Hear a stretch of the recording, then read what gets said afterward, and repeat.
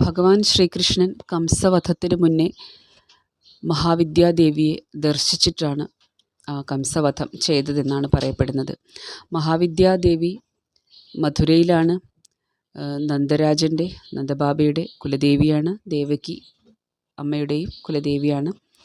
അതുകൊണ്ട് ഭഗവാൻ ശ്രീകൃഷ്ണൻ്റെ കഥകളിൽ മഹാവിദ്യാദേവിക്ക് വലിയ സ്ഥാനമാണ്. ഈയൊരു സ്ഥലത്താണ് ഭഗവാന്റെ തലമുണ്ടനം എന്ന ചടങ്ങ് നടന്നത്. വളരെ പവർഫുള്ളാണ്. ഇവിടെ നിങ്ങൾക്ക് പ്രത്യങ്കിര ദേവിയും മറ്റു ദേവിമാരെ എല്ലാം കാണാൻ കഴിയും. വളരെ പവർഫുള്ളാണ്. ബഗ്ലാമുഖി ദേവി എല്ലാവരും ഉണ്ട് ഇവിടെ. അപ്പോൾ മഹാവിദ്യയാണ് പ്രധാനമായിട്ടും ഇവിടുത്തെ ഗുപ്ത നവരാത്രിയാണെങ്കിലും മറ്റ് നവരാത്രികൾ ആഘോഷങ്ങളും ഒക്കെ പ്രശസ്തമാണ്. വളരെ കുറച്ച് ആൾക്കാരെ ഇവിടെ വിസിറ്റ് ചെയ്യാറുള്ളൂ. പ്രത്യേകിച്ച് ദേവി ആരാധകർ വിസിറ്റ് ചെയ്യേണ്ട ഒരു സ്ഥലം തന്നെയാണ്. വളരെ പവർഫുള്ളാണ്. വൃന്ദാവനം മധുരയിൽ വന്നു കഴിഞ്ഞാൽ ഇവിടെയും സന്ദർശനം ചെയ്യുക.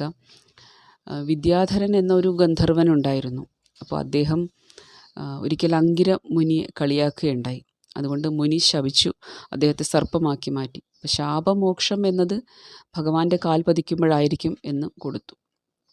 അപ്പോൾ ഭഗവാന്റെ ജനനശേഷം, അതായത് ഭഗവാന്റെ അവതാരം എടുത്തതിന് ശേഷം ഇവിടെ ഒരിക്കൽ നന്ദബാബ കുടുംബത്തോടൊപ്പം ഈ ഒരു സ്ഥലത്ത് വന്നപ്പോൾ ഈ സർപ്പം ഇവിടെയുള്ള നദിയിൽ കുളിക്കാൻ ഇറങ്ങിയപ്പോൾ ഈ സർപ്പം അദ്ദേഹത്തെ വിഴുങ്ങാനായി വന്നു. അപ്പോൾ ഭഗവാനെ വിളിച്ചു, കരഞ്ഞു നന്ദബാബ, ശ്രീകൃഷ്ണ എന്ന് വിളിച്ചു. അപ്പോൾ ഭഗവാൻ ഉടനെ അദ്ദേഹത്തിൻ്റെ പാദങ്ങൾ ഈ സർപ്പത്തിന് മേലെ വയ്ക്കുകയുണ്ടായി. ഉടനെ വിദ്യാധരൻ എന്നൊരു ഗന്ധർവനായിട്ട് മാറി. അപ്പോൾ അങ്ങനൊരു കഥയും ഈ ഒരു ക്ഷേത്രവുമായിട്ട് ബന്ധപ്പെടുത്തിയിട്ടുണ്ട്. ഈ ഒരു ക്ഷേത്രത്തിൽ സ്ത്രീകളാണെങ്കിൽ നിങ്ങളുടെ ഭർത്താവിന് എന്തെങ്കിലും ആരോഗ്യ പ്രശ്നങ്ങളുണ്ടെങ്കിൽ, അതുപോലെ എന്തെങ്കിലും തരത്തിൽ മാരീഡ് ലൈഫിലെ പ്രോബ്ലംസ് ആണെങ്കിലും, അതുപോലെ നമ്മുടെ സ്ത്രീകളുടെ ആരോഗ്യ പ്രശ്നമാണെങ്കിലും, അതായത് ശക്തി ലഭിക്കാനായിട്ടും ഒക്കെ നല്ലതാണ്. ശത്രു സംഹാരത്തിനായിട്ടും ഇവിടെ ബഗ്ലാമുഖിയും എല്ലാവരുമുണ്ട്. വളരെ നല്ല പവർഫുള്ളാണ്.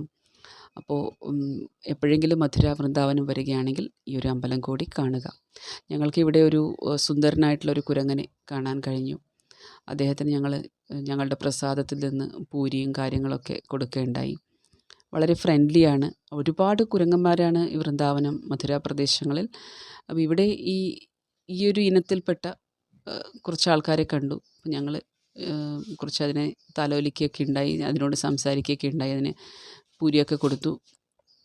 അത് നന്നായി കഴിക്കുന്നുണ്ടായിരുന്നു. അതുപോലെ കുറച്ചൊക്കെ ഹനുമാൻ ചാലിസ പാടുകയൊക്കെ ചെയ്തു, അതിനെ തലോടിക്കൊണ്ടൊക്കെ. അങ്ങനെ ഒരു നല്ലൊരു ടൈം അവിടെ സ്പെൻഡ് ചെയ്യാൻ പറ്റി. പൂജാരിമാരും ഒക്കെ നല്ലതായിരുന്നു. അപ്പോൾ നിങ്ങൾ എപ്പോഴെങ്കിലും വരികയാണെങ്കിൽ മഹാവിദ്യയെ ദർശിക്കണം. ഭഗവാന്റെ കുലദേവിയാണെന്ന് പറയാം